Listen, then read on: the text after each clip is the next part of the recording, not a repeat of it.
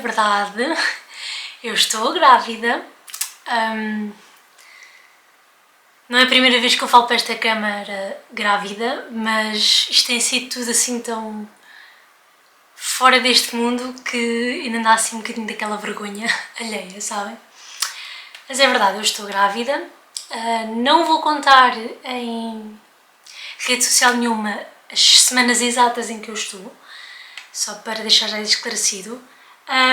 Só pelo simples facto que eu já sei que chegamos às 38 semanas e as pessoas não fazem por mal, mas criam muita pressão para saber se já nasceu, se não nasceu, como é que nasceu, como é que foi o parto. E eu já sou uma pessoa que, por mim, já sou muito ansiosa e quero tentar resguardar-me ao máximo para quando chegar a essa altura eu poder estar zen e poder estar pacificamente a viver o momento em vez de pensar que tenho que avisar as pessoas que está a nascer ou que já entrei em trabalho de parto ou que já nasceu.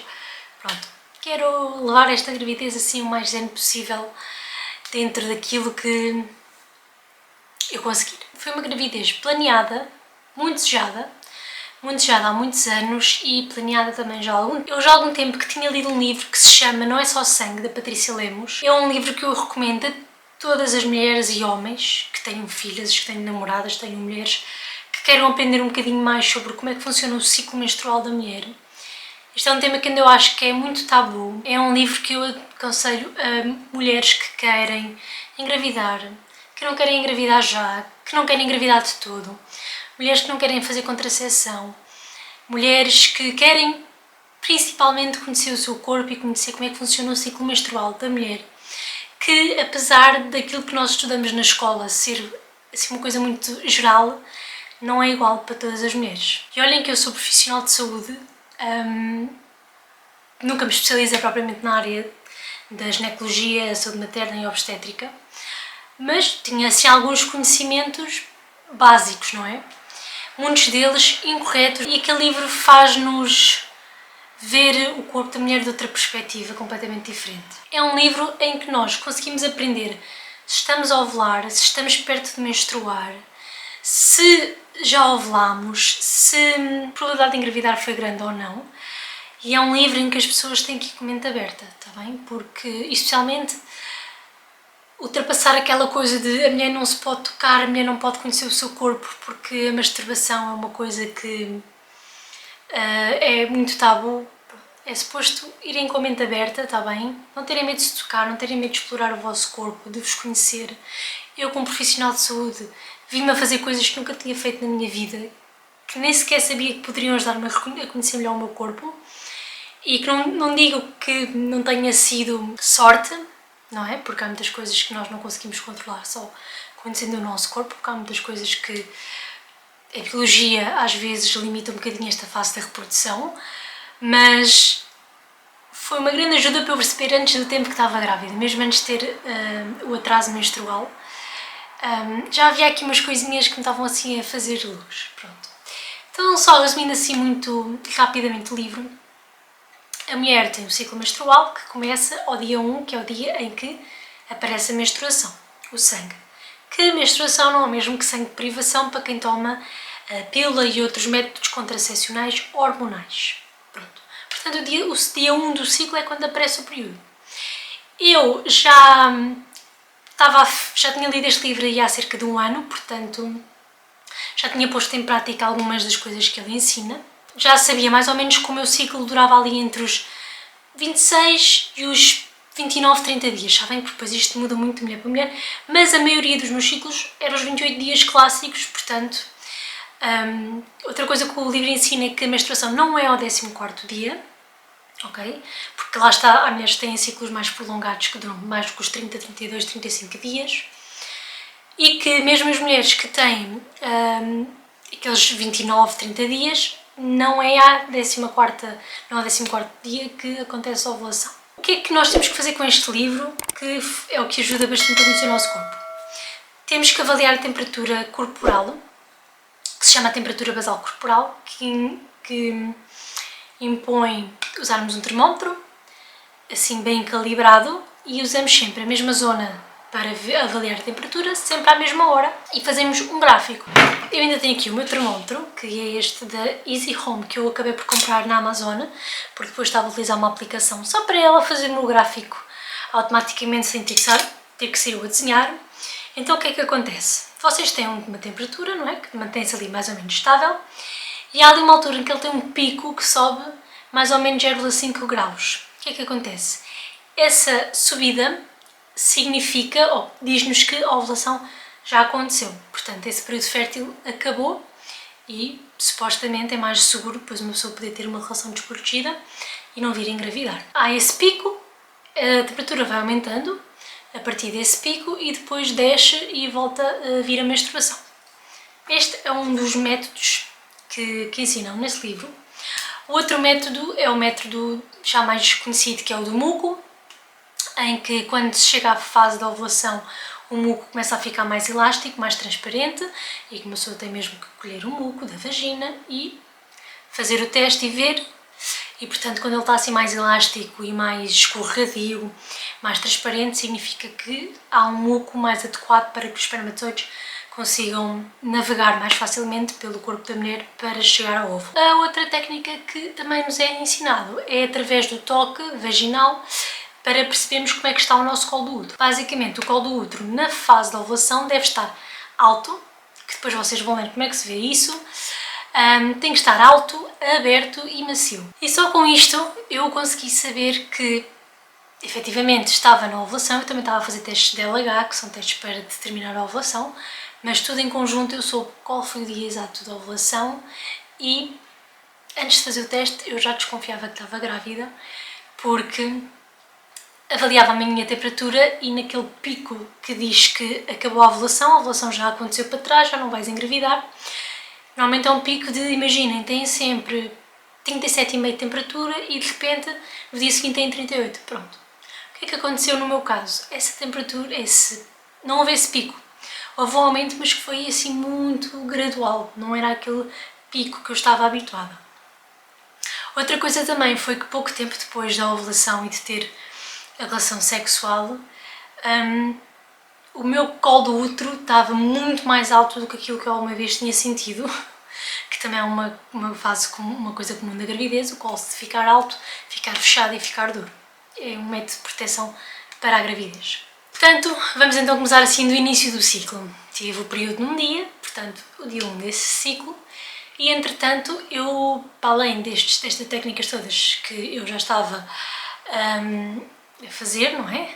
Portanto, eu sabia que estava a começar a aproximar-me da altura da ovulação, através do muco, e então sei exatamente que foi ao dia 14 que eu ovulei, porque na altura também já estava a fazer testes de LH, que são os testes que eu também comprei pela Amazon. Nos dizem que quando há o pico, significa que ali a partir daquelas 24 horas o óvulo vai sair, vai estar a ovulação e que depois então sim temos aquelas 24 horas para o fecundar. Portanto, fizemos a nossa cena, não é? Que não precisamos entrar aqui em pormenores. E dia 14 é só a ovulação e depois começaram os sintomas só aí uns 3 dias depois da ovulação. Que ainda era muito cedo para eu ter a certeza ou não, apesar de já estar a sentir o colo do útero muito mais alto que aquilo que era o meu normal, mas ainda assim muito a leste da realidade, não é? Então, no dia 3 da pós-ovulação, dia 17 do ciclo, eu estava parada no sofá e comecei a sentir o meu abdômen a mexer tipo pulsação. Eu já tinha lido que havia mulheres que sentiam isto, que às vezes eram os próprios trompas de falópio a fazer assim uns movimentos para ajudarem o óvulo a descer pela trompa de falópio para irem para o útero, porque para quem não sabe, a fecundação é feita não no útero, mas nas trompas de falópio. Mas lá está, podia ter sido um dia que eu tivesse assim com a pulsação mais desorientada, não sei.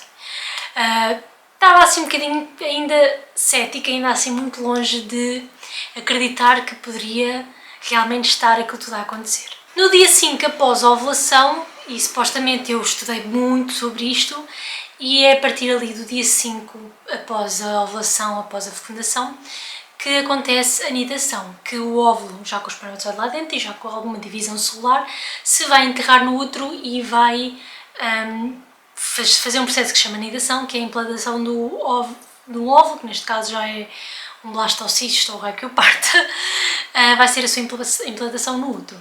E eu nesse dia comecei a sentir uma unha.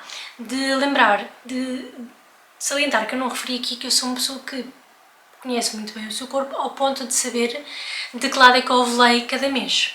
E por norma, do lado que vocês ovulam, é desse lado que se vai implantar o óvulo. Eu sabia que tinha tido ovulação pelo lado direito, porque sentia... É uma unha que é assim, não me impossibilita ter a minha vida, mas vocês conseguem ter aquela noção que está presente. O que é que acontece? A andar ou conduzir, às vezes sentia ali, é uma unha que não dói, não é desconfortável, é só ali está qualquer coisa ali, percebem? E no dia 5 após a ovulação eu voltei a sentir essa unha que não é comum. Normalmente ali perto da ovulação tenho 1, 2, 3 dias no máximo com essa unha, mas depois só no mês a seguir, no ciclo menstrual a seguir, é que me aparece essa unha. E 5 dias depois estava outra vez com essa unha. E aí é que a coisinha começou assim, será? Será que o óvulo se está a implantar? Mas ainda era muito cedo para fazer testes, portanto, como é óbvio, não consegui saciar a minha curiosidade antes disso. Mas isto já com a temperatura não estar a aumentar como era o normal, o colo do útero mais alto, aquela sensação, estão a perceber, já estava ali assim um bocadinho desconfiada. E essa unha foi-se mantendo pelo menos mais 2, 3 dias, que foi então quando eu decidi fazer o teste de gravidez. Eu, entretanto, houve ali a partir de uma altura que comecei a fazer testes de gravidez, que são aqueles do beta-HCG, mas aqueles mais simples, que vinham no kit dos testes de ovulação. E houve ali um dia, que era dia 9 após a ovulação, 5 dias antes de supostamente me aparecer o período. Malta, eu juro, aquilo foi intuição completamente. Aquilo, eu até hoje penso no teste, eu olhava para o teste e penso assim, parece uma segunda linha, mas aquilo era tão fininho, qualquer pessoa que olhasse para aquilo dizia, tu estás a sonhar, porque era uma coisa tão ténue, que até podia ser um erro, sabem? Mas qualquer coisa dizia-me, não, isto é uma segunda linha. E fui à farmácia comprar 2 testes de gravidez e fiz. E então estas as imagens que eu vos vou deixar agora, que foi efetivamente quando eu tive a confirmação de que estava grávida, 5 dias antes de o suposto dia do atraso do período. A luz é péssima, são neste momento 9 da manhã, fui no instante comprar 2 testes de gravidez. Eu não estou assim com grandes sintomas, tirando aqui umas fisgadas na zona onde eu costumo sentir a minha ovulação. Fiz um teste rápido de manhã, pareceu-me ver uma linha muito subtil. Nem sei se isto vai resultar. Faltam-me 5 dias, supostamente, para a minha menstruação aparecer. Eu vou escolher pelo que é mais fancy, aquele que diz as semanas e tudo. Estou nervosa, estou muito nervosa.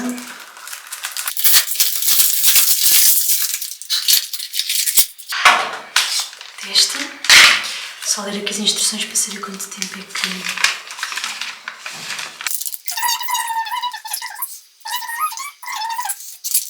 Se isto é negativo, eu vou esperar pelo dia do período. Se houver atraso, aí sim repito o teste. Contagem inteligente.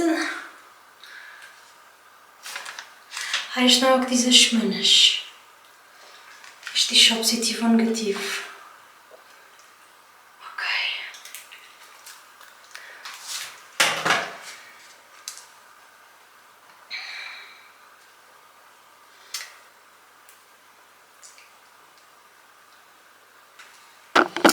Nervosa e acho que deixei pouco tempo a ver até na urina.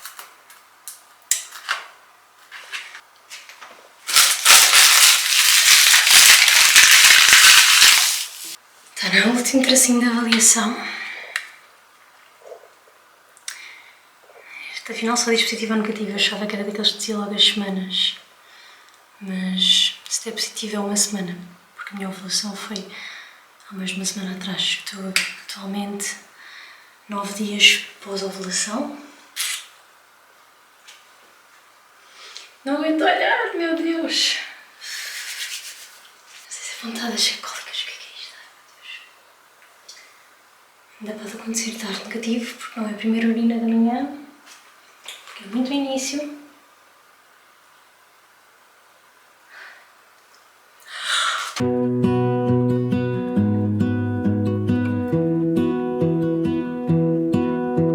I lose my breath whenever I see you. You stole my heart, what is it that you do? My life was great till you added colors. Like the moon needs the sun, we don't care about the others. You set my world on fire. You're my heart's desire. I just wanna love you, just wanna hold you, just wanna be with you till we grow old. Please tell me you'll stay or take me away. I want you for myself every single day. You set my world on fire. You set my world on fire. Eu fico muito feia, mas muito feia a chorar. Claro que neste sonho de ser mãe, eu já tinha visto muitos relatos do primeiro trimestre, a descoberta da gravidez, como é que seria. E eu imaginava sempre como é que seria que eu ia reagir. Uma coisa que eu queria de certeza era ser eu a descobrir sozinha, recompor-me, quer ficasse muito afetada ou não, e depois ir contar ao meu namorado, ao marido, agora já é marido, contar-lhe a grande novidade. Mas eu nunca pensei, olhem, até agora me apetece emocionar.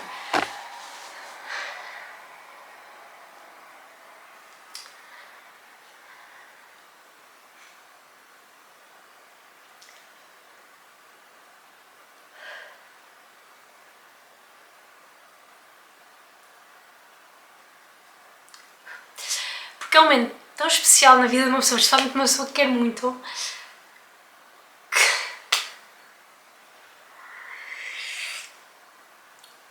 Pronto, uma pessoa não consegue controlar estas emoções e depois estas hormonas todas aqui à volta também não ajudam-me nada. E o problema é que eu fico muito bem a chorar. Mas pronto. Enganei-me no teste, eu estava tão nervosa a ir à farmácia que comprei um teste que só dizia mais ou menos. E como vocês puderam ver, eu até fiquei tipo, o que é esta porcaria? Mais? O que é isto? E depois estava a comer uma pastilha, olha, não sei, a emoção foi tanta, fiquei com a pastilha ali no meio da mão. Foi uma salganhada, mas foi uma felicidade tão grande. Foi um sonho realizado.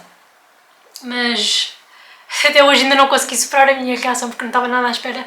Estava à espera de chorar, mas não.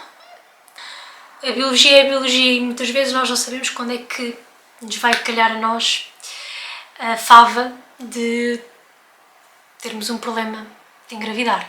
E era o meu maior receio nesta vida. Eu não tenho muitas certezas na minha vida, mas a certeza que eu mais tinha era de querer ser mãe. E saber que poderia haver a possibilidade de não conseguir, quando eu vi aquele positivo, caiu-me tudo. Tudo. Eu sou uma pessoa que pensa muito nisto. Já não tomava pílula há 2 anos, fazíamos proteção com preservativo, depois entretanto, uns meses antes de engravidar, eu comecei a testar os limites, não é? Deixa-me lá ver até que ponto é que eu conheço assim bem o meu ciclo, deixa lá ver se... Pronto, e foi na primeira tentativa, o primeiro mês em que nós decidimos, vamos experimentar, vamos engravidar, tipo, 9 dias depois da ovulação, eu tenho lá o meu positivo. É rapidíssimo, é assim, tanto que eu depois eu vou fazer o relato do meu primeiro trimestre, mas eu não tive luto da pessoa que eu era, porque entretanto a gravidez muda-nos tanto, que eu até hoje ainda não fiz o luto da pessoa que eu era e que sou, porque mudei tanto, coisas em mim que eu fazia, que adorava e que entretanto agora não consigo olhar, não consigo ver, não consigo cheirar. É impressionante como é que a anatomia e a biologia funcionam. E portanto eu já não fazia a pílula há 2 anos, entretanto tinha parado o preservativo antes de engravidarmos pai há 3, 4 meses, 5 talvez no máximo, e já estava a tomar as vitaminas, o ácido fólico há 2 meses antes de engravidar, que é uma coisa que eu sugiro, façam as vossas consultas pré-natais. Fiz os exames que tinha para fazer para aquelas doenças sexualmente transmissíveis, as imunidades, se era imune à toxoplasmose ou não, que já vou falar. Pronto, e outras coisas que são importantes de uma pessoa ver se está tudo bem, se toca no corpo, para depois não termos as surpresas de engravidarmos e acabarmos por abortar, porque havia ali algumas coisas que estavam alteradas. Portanto, eu aconselho muito a terem as vossas consultas de ginecologia. Um dos parâmetros que eu me deparei foi com o facto de eu não ser imune à toxoplasmose. Que eu só agora, depois de ter partilhado no meu Instagram, é que eu percebi que isto é assim um bicho de 7 cabeças para muitas mulheres e para muitas famílias, e que infelizmente há muitos animais de estimação a sofrerem com isso. Eu não sou imune à toxoplasmose, eu sempre tive gatos, sempre tive cães, sempre fui aquelas pessoas que estava nem aí, pegava uma peça de fruta, não lavava e punha à boca, como sushi já há muitos anos, e na minha cabeça, mais que não fosse porque sempre tive gatos e a maior parte dos meus gatos em casa dos meus pais eram gatos de rua, portanto eram gatos que nós resgatávamos da rua e que trazíamos para casa, depois sim eram vacinados, mas nunca na minha vida pensei que não fosse imune à toxoplasmose. Mas lá está, talvez por eu ter estes conhecimentos e ser da área da saúde e ter pesquisado muito, não foi um problema para mim todo. O que é que acontece? A toxoplasmose é um parasita que é detectado nas fezes dos gatos. E então, uma mulher que não está grávida, tudo ok, é infectada, ganha a sua imunidade e está tudo bem. A mulher que está grávida tem a imunidade mais em baixo e pode vir a ser complicado se ficar infectada com esse parasita. Cuidado principal a ter: a areia dos gatos. Vocês sabem, eu tenho 3 gatos, eles partilham 2 caixas de areia. A primeira coisa que nós fizemos foi: o meu marido trata das caixas de areia. Portanto, tratava ele das caixas de areia. Como é óbvio, há alturas que ele vai ter que se ausentar. Neste momento ele fez uma cirurgia há pouco tempo, nada de grave, só que limita um bocadinho os movimentos, ele não se pode dobrar, não se pode sentar, não pode pesar, não pode carregar pesos, então passa para mim outra vez a bola a limpar as caixas de areia. O que é que acontece? Usar luvas, limpar as caixas de areia com luvas. Essas luvas vão para o lixo, não dá para reutilizar, eu sei que é um gasto enorme para o ambiente, mas por isso é que quando ele melhorar volta a ser a limpar as caixas de areia. Quando ele não pode limpar, limpo eu com as luvas e depois tenho que ter o cuidado de lavar bem as mãos depois de limpar as caixas de areia. Outra coisa que também às vezes não é, que a maior parte das pessoas não sabem, é que a toxoplasmose, não é? É observada, ou normalmente é encontrada, nas fezes dos gatos. O que é que acontece? Tudo o que possa estar em contato com as fezes dos gatos, nomeadamente frutas e legumes que são apanhados na terra, podem vir contaminados de forma cruzada. Portanto, é importante lavar bem frutas, lavar bem os legumes, não consumir saladas fora de casa, em sítios onde não se tem certeza que foi tudo muito bem desinfetado, para não correr este risco. Mas de resto, malta, podem ter os vossos gatinhos, podem dar beijinhos, dar fichinhos, dar abraços, dormir com estas coisinhas mais fofas desta vida. Não abandonem os vossos animais, porque eles não têm culpa e uma pessoa está protegida se tiver estes cuidados que eu estive a mencionar, está bem? Há muita gente que tem revelado que tinha muito receio de não ser imune à toxoplasmose, porque depois não podia fazer festas nos cães, nos gatos. Há pessoas que abandonam os animais ou que os mandam para outro sítio por receio de uma coisa que são muito básicos os cuidados, está bem? Quero só alertar que cada gravidez é uma gravidez, cada mulher é uma mulher. A mesma mulher pode ter várias gravidezes diferentes. Aquilo que eu falei aqui foi a minha experiência, que não quer dizer que seja a regra.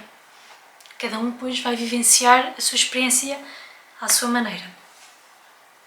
Espero mesmo muito que tenham gostado e vemos no próximo vídeo. Tchau! Watching you bloom in the light of the moon. Your loneliness will never